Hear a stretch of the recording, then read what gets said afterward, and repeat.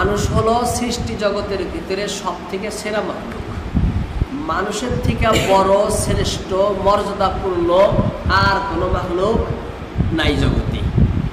আর গোটা সৃষ্টিকে আল্লাহ রাব্বুল আলামিন মানুষের জন্য বানাইছেন।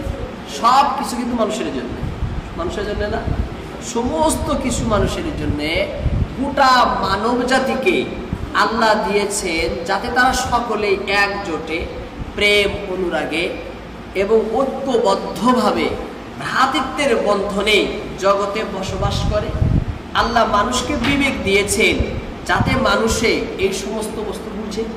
আল্লাহ মানুষকে অন্তর দিয়েছেন যাতে একের উপরে অন্যের প্রেম, ভালোবাসা, ভ্রাতৃত্ব, সহানুভূতি, মায়া, মমতা জন্ম নেয়, যাতে সকলেই একসাথে জগতে বসবাস করতে পারে, যাতে মানুষের সমাজটা সুন্দর হয়, সাবলীল হয়, সুস্থ হয়, শান্ত হয়, শীতল হয়, যাতে মানুষের পরিবেশ সুন্দর মনোরম হয়।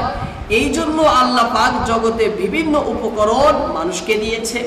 কিন্তু আজ আমাদের মুসলিম সমাজকে বা মুসলিম সমাজ ধীরে ধীরে অবনতির দিকে, অধঃপতনের দিকে, নিম্নের দিকে, শুধু মুসলিম সমাজই না, গোটা বিশ্ব সমাজ আজ ভয়ঙ্কর পরিস্থিতির শিকার। কেন? এর কয়েকটি কারণ রয়েছে। এর মধ্যে মূল একটি কারণ হলো জগতের ভিতরে মাদকতা, মাদক দ্রব্য, মদ জাতীয় বহুত বেড়ে গেছে, সারা বিশ্বব্যাপী হয়ে গেছে, ছড়িয়ে গেছে। যে মাদকতা সারা বিশ্বের ভিতরে বেশি হয়ে গেছে, বেশি হয়েছে না? এই মাদকতায় শিকার হচ্ছে বর্তমান যুগে লাখ লাখ যুবকরা। আফিম খায়, জারাস খায়, কি কি নাম আমরা তো অত নাম জানি না। হ্যাঁ, ড্রাগস, বর্তমান তো ড্রাগসের খুবই মানে প্রচলন শুরু হয়ে গেছে গা। মানুষের অবস্থা কি হয়েছে চিন্তা করেন, এত ড্রাগস। এই ড্রাগসের নেশায়, মাদকতার নেশায় আজ গোটা বিশ্ব সমাজ বিপন্ন। এই মাদক দ্রব্যের সর্বনাশা, মরণে আর সকলেই শিকার। এর কারণে লাখ লাখ যুবকরা আজ অকালে মৃত্যু মুখে বসছে। ভয়ঙ্কর পরিস্থিতি, যার জন্যে বিশ্বের ভিতরে নিরাপত্তা নষ্ট হইতেছে। সামাজিকভাবে, রাষ্ট্রীয়ভাবেও নিরাপত্তা বিনষ্ট হয়ে যাইতেছে। লক্ষ লক্ষ পরিবার ধ্বংস হয়ে যাইতেছে না? এই মাদকতা সম্পর্কে আল্লাহর নবী সাল্লাল্লাহু আলাইহি সাল্লাম বলেন যে লা তাশরাবিল খামরা ফাইন্নাহু মিফতাহু কুল্লি শার, যে মদ্যপান করো না, মদ পান তোমরা করো না, কারণ মদ হলো সকল অপকর্মের চাবিকাঠি, সকল কুকর্মের মূল হলো কি? মদ। ইজতানিবুল খামরা ফাইন্নাহা উম্মুল খাবাইস, যে তোমরা মদ থেকে দূরে থাকো, কেননা মদ হলো সকল অশ্লীল কাজের মূল। সকল অশ্লীল কাজের মূল কি? মদ। সেই জন্য মদ থেকে বিরত থাকতে বলছি। আমাদের সমাজকে যদি আমরা মাদকতা থেকে দূরে থাকি, তাহলে সমাজটা বিভিন্ন দিক দিয়ে উন্নত হবো না? কিন্তু কিভাবে করবেন মাদকতা মুক্ত? এই মাদক দ্রব্য থেকে সমাজকে মুক্ত কিভাবে করবেন? ডাইরেক্ট করলে হবে না। আল্লাহ পাক কোরআনের ভিতরে মদকে ডাইরেক্ট হারাম করেন না। হারাম করছেন কি? প্রথমে আল্লাহ কি করছেন? মদ সম্পর্কে মানুষকে সচেতন করছে যে দেখো মদ পাপ, এর ভিতরে লাভ কম, ক্ষতিটা বেশি। আল্লাহ বলছেন ইয়াসআলুনাকা আনিল খামরি ওয়াল মাইসির কুল ফীহিমা ইসমুন কাবীর ওয়া মানাফিউ লিন-নাস ওয়া ইসমুহা আকবারু মিন নাফইহিমা। আল্লাহ বলছেন দেখো মদ যে খাও, এই মদের ভিতরে ক্ষতি বেশি, লাভ কম। ক্ষতি বেশি, লাভ কম, এই কথা বললেন। আমি হুবহু অর্থ করছি না, মূল কথাটা পেশ করছি।